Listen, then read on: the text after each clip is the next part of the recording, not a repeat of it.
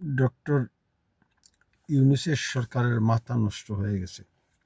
এই বঙ্গবন্ধুকে নিয়ে, জাতীয় নেতাদের নিয়ে টানাটানি না করে জনগণের জন্য কাজ করা দরকার। বাংলাদেশকে রিফর্ম করা দরকার। হেলথ, এডুকেশনে, জুডিশিয়ারিতে বিপ্লবী পরিবর্তন আনা দরকার।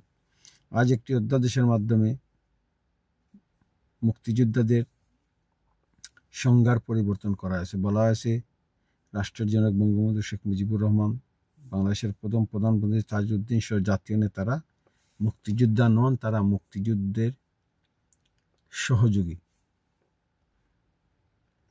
বঙ্গবন্ধুকে অপমানের জন্য মনে হচ্ছে ডক্টর ইউনূসের সরকার পাগল হয়ে গেছে। অথচ বঙ্গবন্ধুকে বাদ দিয়ে বাংলাদেশকে কল্পনা করা যায় না।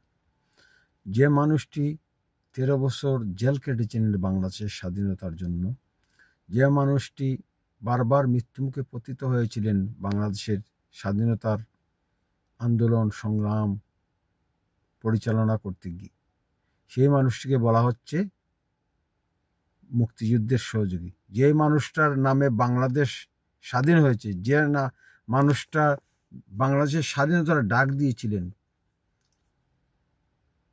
বাংলাদেশের মাঠে ঘাটে তিনি ঘুরে বেরিয়েছিলেন বাংলাদেশের স্বাধীনতার আন্দোলনকে সফল করার জন্য, এই মানুষটাকে বলা হচ্ছে তিনি স্বাধীনতা মুক্তিযুদ্ধের সহযোগী।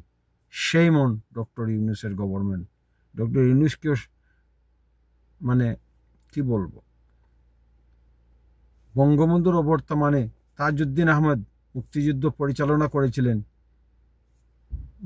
9 মাস মুক্তিযুদ্ধ পরিচালনা, একেবারে সরাসরি যুদ্ধের মাঠে উপস্থিত থেকে তাজউদ্দিন মুক্তিযুদ্ধ পরিচালনা করেছিলেন। তিনি ভারতে বসে থাকেননি। প্রতিদিন তিনি মুক্তাঞ্চলে প্রবেশ করতেন মুক্তিযোদ্ধাদের নিয়ে। মুক্তিযোদ্ধাদের এসকর্টে তাজউদ্দিন আহমদ প্রতিদিন বাংলাদেশের মুক্তাঞ্চলে ঘুরে বেড়াতেন এজ এ প্রাইম মিনিস্টার হিসেবে। অথচ তাজউদ্দিন আহমদকে বলা হচ্ছে মুক্তিযুদ্ধের সহযোগী। এই ধরনের ইতিহাস বিকৃতির জন্য ডক্টর ইউনূসকে, এই উপদেষ্টা পরিষদকে এবং রাষ্ট্রপতিকে ক্ষমা করা হবে না। রাষ্ট্রপতি এই ধরনের অধ্যাদেশে কিভাবে তিনি সিগনেচার করলেন? তিনি জানেন এটি সরাসরি ডাইরেক্ট ইতিহাস বিকৃতির সামিল, যেখানে বঙ্গবন্ধুর অবদানকে স্বীকৃতি দেওয়া হচ্ছে না, যেখানে জাতীয় 4 নেতাদের অবদানকে স্বীকৃতি দেওয়া হচ্ছে না, বিকৃত করা হচ্ছে তাদের অবদানকে।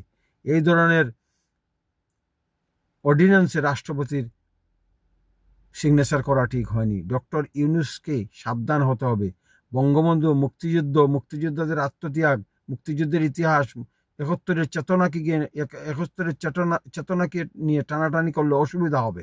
এটা ডক্টর ইউনূসকে বুঝতে হবে। আমরা এই ধরনের ইতিহাস বিকৃতি কোন অবস্থাতেই মেনে নেব না।